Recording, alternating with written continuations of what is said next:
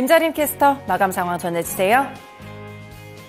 네, 유럽 주요국 증시는 혼조세로 마감됐습니다. 한편 ECB의 금리 인하 기대감은 점점 커지고 있는데요. 독일의 닥스 지수부터 종가 살펴보겠습니다. 네, 독일의 닥스 지수는 0.19%, 영국의 FTSE 지수는 0.48% 상승했습니다. 다만 프랑스 카크 지수는 0.02% 홀로 하락불을 켰는데요. 이렇게 소폭의 하락으로 마무리가 됐습니다. 유로존의 2월 PPI가 발표가 됐습니다. 전년 대비해서는 8.3%, 전월 대비해서는 1% 하락을 했습니다. 시장의 전망치인 전월 대비 0.6% 하락보다도 더 큰 폭으로 내렸고요. 1월 대비해서도 1월의 8% 내림세와 비교해서도 더 낙폭을 키워나가는 모습이었습니다. 한편 근원 CPI마저 이제 3%대에서 2%대로 진입을 하면서 물가 지표를 통해서 인플레이션 둔화 추세를 확인할 수 있었습니다. 이에 따라 6월에 ECB가 금리 인하에 나설 것이라는 기대감이 점점 커지고 있습니다. 실제로 지난 3월 통화정책회의 의사록에서 6월에 첫 금리 인하를 시사했다는 점도 어제 발표가 됐습니다. 오늘 유로존의 소매 판매까지 발표되니까요. 이 부분도 함께 체크해보시면 좋을 것 같습니다. 네, 특징주로는 볼보 자동차가 있습니다. 7% 급등했는데요. 3월 자동차 판매가 전년 동기 대비 25% 증가하면서 한 달 이 자동차 판매량 기준으로는 사상 최고치를 경신했습니다. 이렇게 유럽 주요국 증시, 미국 연준보다 유럽 증시가 더 빨리 금리 인하에 나설 수 있다는 전망과 함께 대체적으로 상승을 보였지만 프랑스 카크 지수는 약보합에서 마무리가 됐습니다. 이어서 국제유가 살펴보겠습니다. 네, 국제유가는 공급난 우려 속에 연일 강세를 이어가고 있습니다. 중동 확전 우려감부터 우크라이나가 러시아 원유 시설을 잇따라 피습하고 있고요. 오펙 플러스가 2분기에도 감산 기조를 이어나갈 거라는 소식과 함께 계속해서 강세 흐름을 보이고 있습니다. 간밤에는 87달러를 장중 돌파하기도 했는데 현재 시세 바로 살펴보겠습니다. 현재는 86달러 선에서 거래가 되고 있습니다. 이렇게 87달러까지 치솟았다가 소폭에 밀리는 모습을 확인할 수 있었는데요. 퍼센트로는 1.67% 상승세를 기록하고 있습니다. 금 가격으로 바로 넘어가겠습니다. 금 가격은 2,310달러에서 거래가 되고 있습니다. 0.082% 상승세를 기록하고 있는데 사상 최고치를 경신하던 금 가격이 오늘장 들어서는 숨고르기를 하는 모습입니다. 실제로 장중 내내 보합권 수준을 등락을 이어갔고요. 달러 인덱스 역시 오늘도 보합권 수준의 움직임을 보였습니다. 네, 이렇게 유럽 주요국 증시부터 원자재 가격 마감 상황까지 함께 짚어봤습니다. 이어서 SH인베스트먼트 김선영 연구원 통해서 뉴욕 증시 마감 상황도 알아보겠습니다. 네, 연구원님 안녕하세요. 예, 안녕하십니까. 간밤 뉴욕 증시 어떤 흐름 보였을지 궁금합니다. 분위기 어땠을까요?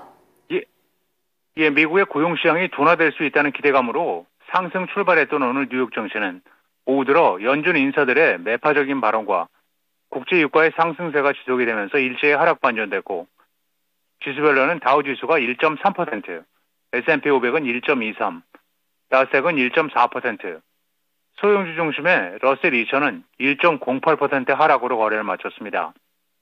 닐 카시켈이 미니애폴리스 연방은행 총재가 올해 금리 인하가 불필요할 수 있다는 발언을 한 데 이어 토마스 굴스비 시카고 연은 총재는 인플레이션을 2% 목표 금리로 회복하려는 노력의 가장 큰 장애물이 주택 서비스 부분에서 큰 가격 상승이 지속되는 것이라고 지적을 하면서 오늘 시장에 부담을 가했는데요.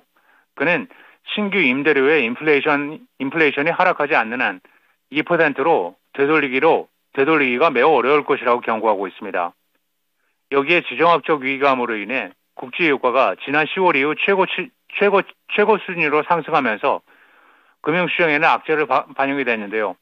이란은 시리아 내 자국 영사관 폭격의 배후로 이스라엘을 지목하고 강력한 보복을 예고했으며 이란의 이스라엘 외국인에 대한 공격 위험이 증가함에 따라 미국 전역에 이스라엘 대사관에 경계령이 내려진 상황입니다.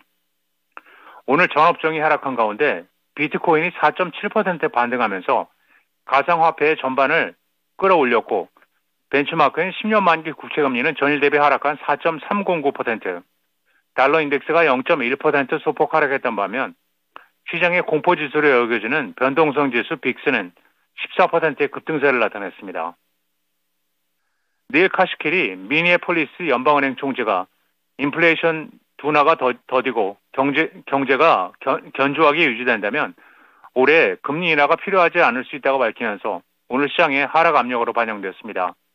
그는 지난 3월 인플레이션이 목표치인 2%로 하락한다면 올해 2차례 금리 인하를 단행할 수 있다고 밝혔다면서도 인플레이션이 지금처럼 계속 횡보하는 모습을 보인다면 금리 인하를 할 필요가 있는지 의문이 든다고 말하며 지난 1, 2월 인플레이션 수치와 관련해 우려스럽다며 금리 인하 사이클을 시작하기 전에 물가가 연준의 2% 목표를 향해 나가고 있다는 확신을 얻으려면 더 많은 진전이 있어야 한다고 덧붙였습니다. 연준 내 대표적인 비둘기파로 꼽혀온 그는 몇 년간 매파 성향을 많이 보이고 있는데요. 올해 FOMC 투표권은 보유하고 있지 않지만 그의 발언은 연준 내에서도 금리 인하 회의론이 점차 커지고 있음을 시사한다고 전문가들은 분석하는 상황입니다. 코로나 팬데믹을 거치면서 재택근무가 정착된 데 따라 사무실 수요가 급격히 감소하며 올해 1분기 중 미국 상업용 부동산 공시률이 역대 최고치를 경신했다는 소식입니다. 무디스 애널리틱스는 보고서를 통해 미국의 오피스 공시률이 올해 1사분기 중 19.8%를 기록했으며 작년 4분기 19.6%에서 0.2%포인트 증가해 사상 최고치를 경신했다고 밝혔는데요. 코로나 기간 재택근무가 정착되면서 나타난 결과라는 분석입니다. 코로나19가 종식된 뒤에도 재택근무와 사무실 출근을 병합한 이른바 하이브리드 근무제가 도입되면서 사무실 수요가 줄어든 데다 사무실에 입주하는 기업들도 임차 면적을 점차 줄여나가고 있는 것으로 나타났으며 지난 2022년부터 금리를 급격히 인상하면서 기업들이 이자 부담이 커졌다는 분석인데요. 무디스는 고금리 장기화로 인해 사무실의 공실률은 이미 1986년과 1991년 기록한 최고 공실률이었던 19.3%를 넘겼다며 상업용 부동산에 대한 압박이 끝나려면 아직 긴 시간이 남았다고 지적하고 있습니다. 내년부터 캐나다에서 전기차를 생산하던 계획을 2021년으로 연기한다고 발표한 미국 2위 자동차 업체 포드 모터의 주가가 오늘 3.2% 하락해 $13 21센트의 거래를 마쳤습니다. 회사 측은 캐나다 온타리오주 오크빌 공장에서 생산할 신형 전기차 출시를 2025년에서 27년으로 연기한다면서 공장의 절비 작업은 올해 시작될 예정이지만 3열 전기 자동차 출시는 2027년에 이루어질 것이라면서 공장을 개조하는 동안 일부 직원들은 현장에 있겠지만 일부는 정리 해고가 있을 것이라며 자본을 현명하게 사용하고 내연 기관차와 하이브리드 전기차를 적시에 시장에 내놓음으로써 수익성 있는 전기차 사업을 확장할 것이라고 말했습니다. 한편 포드는 앞서 오크빌 조립 공장을 전기차 배터리팩 조립을 포함한 전기차 제조 허브로 전환하기 위해 $18억 투자한다고 발표한 바 있었는데요. 포드는 지난해 전기차의 가격 압력 등으로 인해 일부 투자 계획을 연기할 수 있다고 전하기도 했으며 전기차 시장의 지나친 할인 경쟁에 불구하고 테슬라 등 주요 브랜드의 인도량이 줄고 있는 가운데 이 같은 시장 둔화에 대한 대응이란 분석입니다. 마지막으로 내일은 연방노동부의 3월 비농업 부분 고용지표와 실업률이 발표되며 시장 예상은 약 20만 건의 고용 증가와 3.8%의 실업률이며 이어 연방준비제도의 2월 소비자 신용 액수가 발표되고 그린 브리어 컴퍼니스 그리고 버나 테크놀로지스가 지난 분기 실적을 발표하게 됩니다. 네, 뉴욕 증시 마감 상황 알아봤습니다. 오늘 말씀 고맙습니다. 네, 감사합니다. 네, 간밤 뉴욕 증시 3대 지수는 국제유가 급등과 연준의 매파적인 발언에 급락했습니다. 이어서 어제장 국내 증시 마감 상황 알아보겠습니다. 코스피가 더 큰 폭으로 올랐는데 양시장 모두 상승했습니다. 코스피 종가부터 확인해 보겠습니다. 네, 코스피는 1.29% 오르면서 2742선에서 마무리가 됐습니다. 장 초반부터 1%대 강세를 보였다가 이후에 꾸준히 유지하는 모습이었는데요. 특히 이렇게 코스피가 뚜렷하게 상승할 수 있었던 데에는 반도체주의 영향이 컸습니다. 있습니다. 네, 코스닥은 조금 덜 올랐지만 역시나 상승으로 마감했습니다. 0.33% 오르며 882선에서 거래를 마쳤습니다. 코스피와 마찬가지로 장 초반 탄력이 좋았지만 그 이후 상승분을 반납해가면서 결국 강보합권 수준에서 마무리가 됐고요. 다만 사흘 만에 상승에 성공을 했고 880선을 회복했습니다. 네, 선물지수는 1.39% 올랐습니다. 이렇게 양시장이 큰 폭으로 오를 수 있었던 데에는 외국인의 수급이 돌아왔기 때문입니다. 투자주체별 매매 동향 통해서 조금 더 자세하게 짚어보겠습니다. 네, 거래소에서는 외국인이 홀로 사들였습니다. 외국인이 8거래일째 순매수를 이어나가면서 5,864억 원 매수 우위를 기록했습니다. 다만 기관 쪽에서도 사실 장중에는 외국인과 기관의 쌍끌이 매수세가 포착이 됐는데 동시호가 구간을 지나면서 소폭의 매도 우위로 전환을 했습니다. 개인은 5,640억 원 팔자세를 기록했습니다.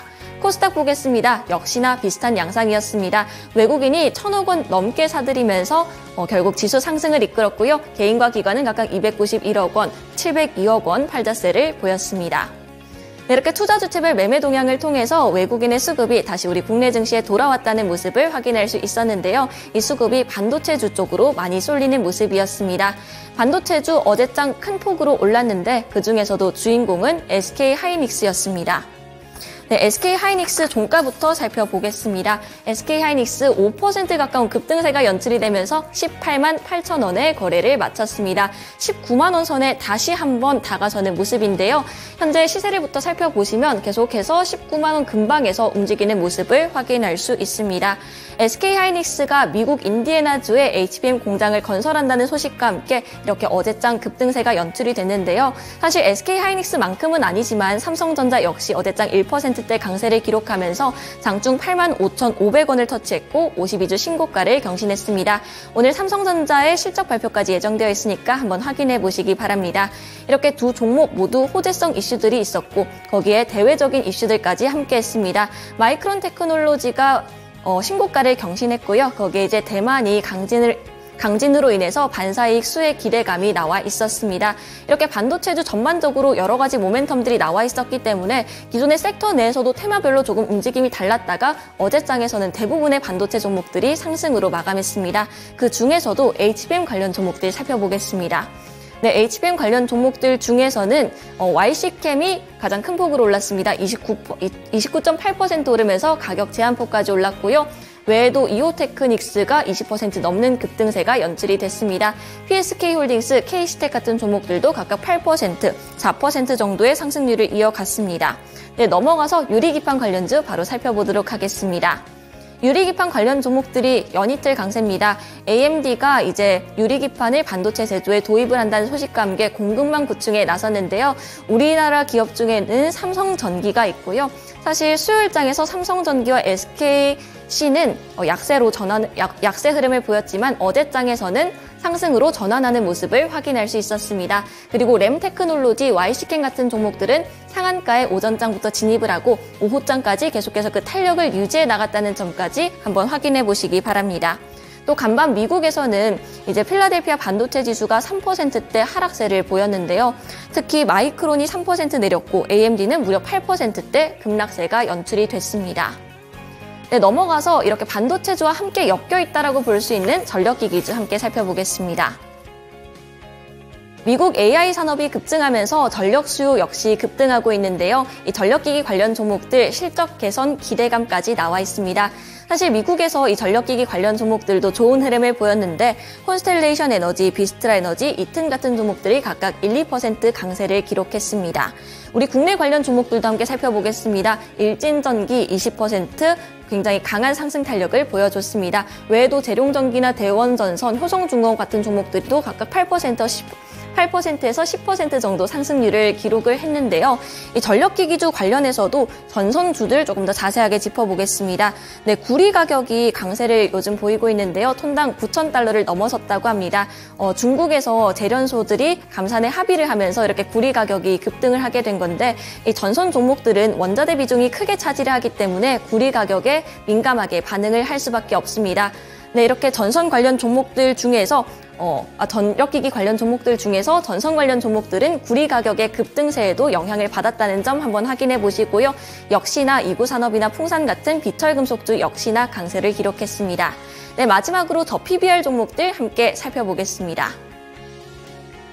3월 들어 숨고르기를 하다가 오랜만에 반등에 나섰습니다. 밸류업 정책 수혜주로 올랐다가 최근 상승폭을 줄여나가는 모습이었는데 저가 매수세가 유입된 것으로 풀이가 됩니다. 그중에서도 자동차 관련 종목들이 흐름이 특히나 좋았습니다. 현대차나 기아 같은 종목들 먼저 현대차 살펴보시면 4.63% 오르면서 22만 6천 원에 안착을 했습니다. 최근 들어서 이 자동차 관련 종목들이 글로벌 완성차 부진으로 인해서 약세를 보였다가 다시금 이렇게 반등에 성공한 모습들 확인할 수 있었습니다. 외에도 금융이나 보험 관련 종목들도 좋았는데 실적 전망 개선 기대감이 나와 있습니다. 하나금융지주가 제일 큰 폭으로 올랐습니다. 거의 5% 가까운 급등세를 보이면서 종가는 58,300원이었고요. 외에도 KB금융, 신한지주 같은 종목들도 각각 3%, 2%대 강세를 기록했습니다. 네, 이렇게 어제장 특징 섹터 3가지 모두 살펴봤습니다. 글로벌 시황 마감 전해드렸습니다.